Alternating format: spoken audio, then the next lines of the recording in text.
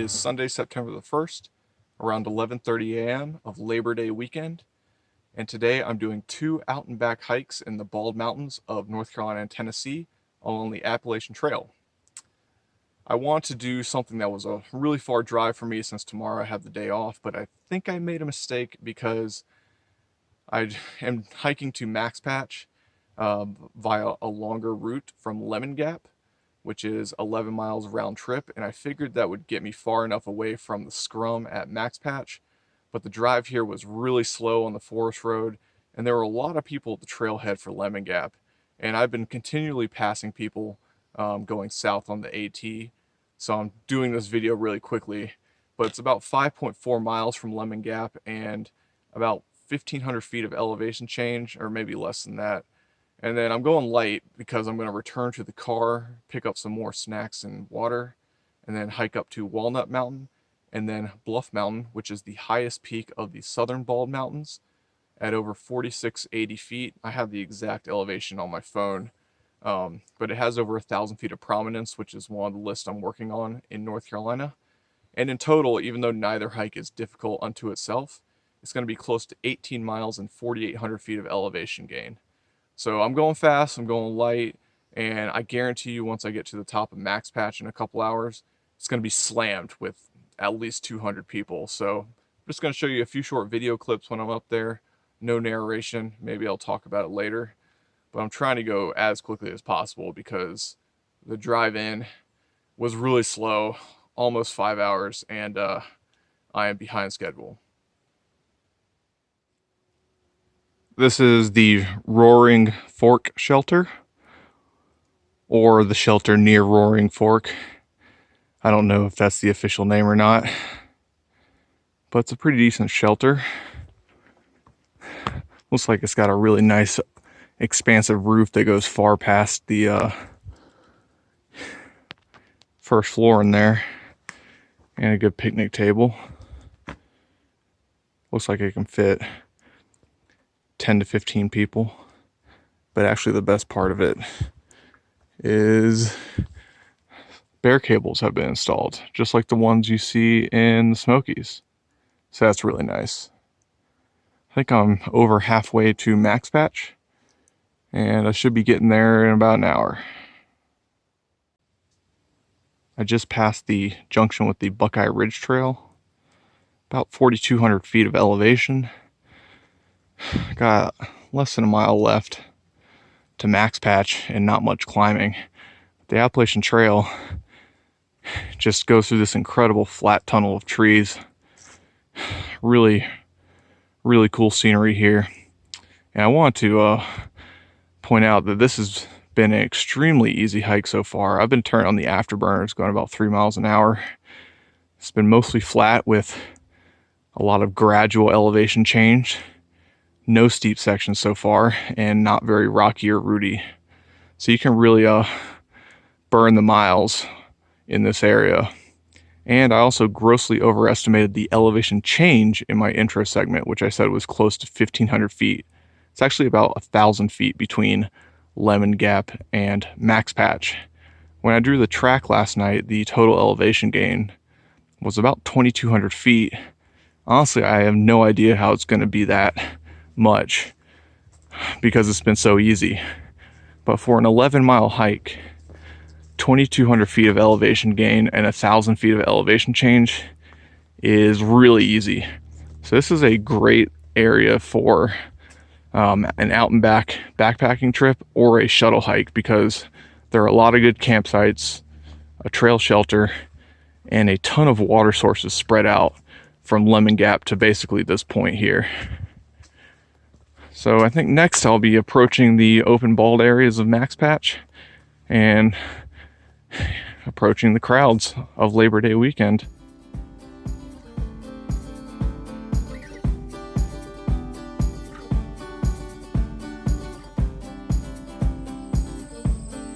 Approaching the summit of Max Patch. Probably about 500 more feet. Beautiful weather for the first weekend of September.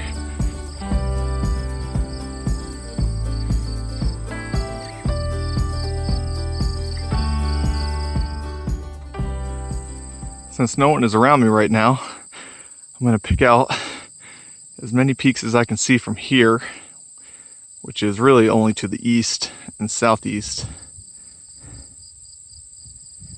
In the distance there, it's a little too hazy, are the plot balsams and the great balsams. But the best view is immediately southeast of the highest peaks in the Newfound Mountains. On the right, the highest peak in that range is Crabtree Bald.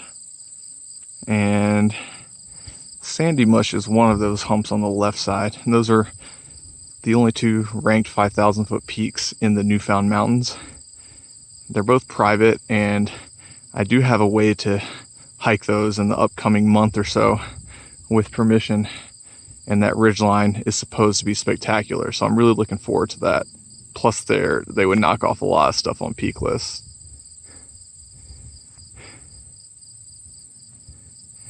These are the lesser Newfound and Bald Mountains.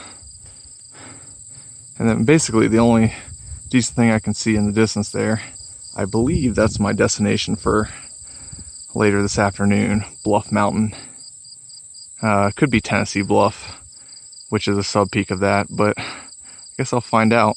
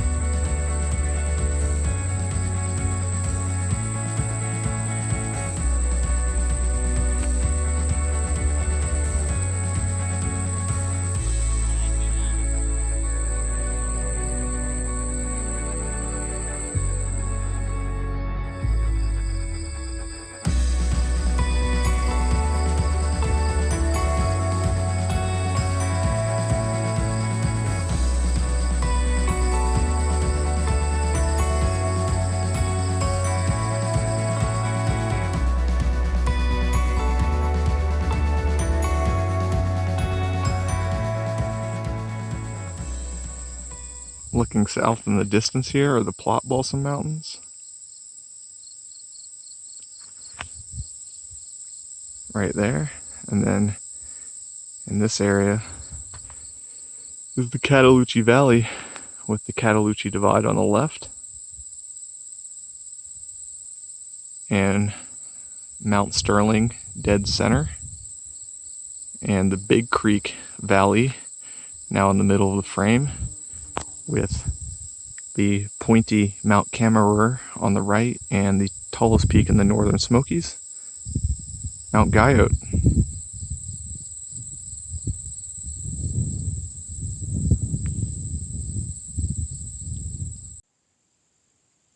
I made a minor adjustment to the max patch hike.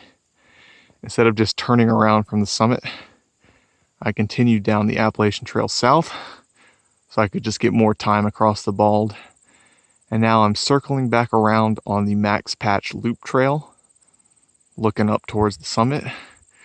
Thinking another mile or so I should reconnect with the Appalachian Trail and then return to Lemon Gap in about 5 miles. This is the primary reason I want to do a little loop instead of just turning around. I figured that the Max Patch Loop and Buckeye Ridge trails would pass through some of these cleared fields I can see from the summit, and it sure does. The northern section of the Balds began about right here on the Appalachian Trail, and that was kind of the path all the way up to the summit. And then I dropped about here, and then I've been following a forest road track. And right here is where the Buckeye Ridge Trail and Max Patch Loop Trail split. And I'm having a hard time deciding which one to do, because if I go left, I get to go back through that long tunnel of trees. If I do the Buckeye Ridge Trail, I might get some more views. And basically I'm going to skip that tunnel. They're going to meet up about a quarter mile apart. So decisions. Almost stepped on this snake. Barely noticed him until he started moving. About 2.5, 3 feet. It's not venomous, it's got an arrowhead. I'm not sure what kind it is though. Just by the dark markings. I mean, someone might mistake this for a copperhead, but I don't believe that's so, just based on the thickness of the body and the narrowness of the head. When I was a kid, I could name every single snake in North Carolina. Now I can't. But it just looks like a standard brown snake. The cleared summit of Walnut Mountain, just north of Lemon Gap on the Appalachian Trail. This was a stout 600 plus foot climb straight out of the gap. A lot tougher than coming out of Lemon Gap on the south side towards Max Patch. I knew there was a clearing up here. I thought it might be a little bit more open with views, but so far they're very limited. There's also a shelter somewhere around here, and supposedly the summit is in the cleared area. I hope I don't have to push through all this crap and I can skirt around to those trees over there, because I want to bag this because it is a ranked summit. But at the moment, these are the only limited views I have from Walnut Mountain. I'm sure it'd be a little bit better in the winter, but there's still just trees surrounding everything. The high point of Bluff Mountain, 4,686 feet, and the 61st most prominent peak in North Carolina. This is the highest peak in the southern Bald Mountains of North Carolina and Tennessee, between the French Broad River to the north and the Pigeon River to the south. It's about 5:30 p.m. and I am tired, but I have one more climb to go.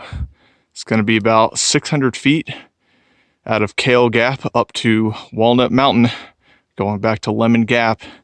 And I actually did not bag Walnut Mountain because I figured, since I'm returning to that peak, I would save that nasty bushwhack through the field when I'm closest to the car. But I'm ready to get on top of that boulder and turn around. I just finished the hike, 7 o'clock, back at Lemon Gap.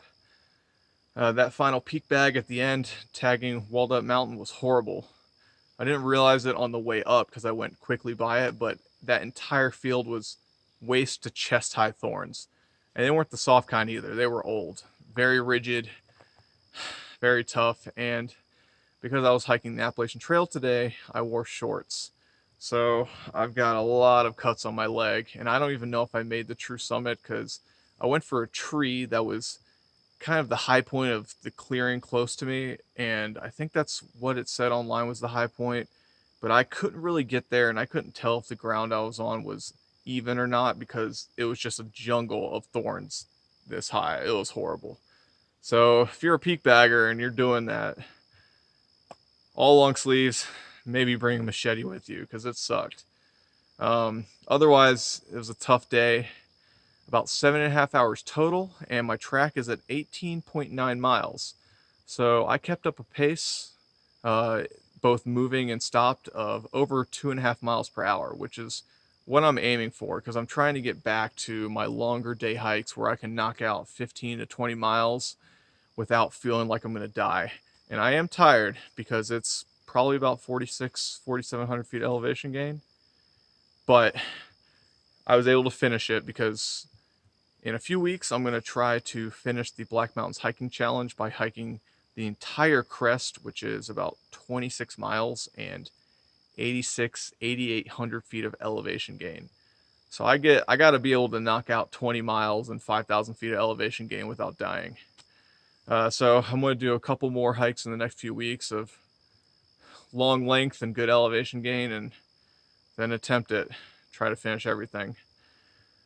But otherwise, great day. I saw a lot less people on the return from Max Patch to Lemon Gap, so I don't know where everyone went. I think people were just picking campsites early, or maybe they were doing shuttle hikes. And there was a really awesome campsite in a saddle between Tennessee Bluff and Bluff Mountain, just like a high elevation plateau at 4,500 feet. And there are a lot of tents there. It looked like a great place to camp. But I didn't get a video of it. I got some pictures. I also didn't show you the map. I brought two with me. One was the National Geographic map, and one was the US FS map. But neither are really good for showing this double out and back. But, you know, I'll show you the still photos I always add in the Google Earth, so you'll get a good idea of what I did. So I'm about to head home. Got about an hour's drive on this forest road to I-40. It's going to be long and slow. I just hope that most of the cars that were at Max Patch have cleared, so there's not going to be a log jam going down the mountain. And then stop at a new brewery that I haven't been to before getting home around 1 or 2 a.m. But I hope you guys enjoyed it, and I didn't do too much narration in this video except right now. So I think next week maybe I'll try to knock out my second to last hike in the Black Mountains. Otherwise, see you guys next time.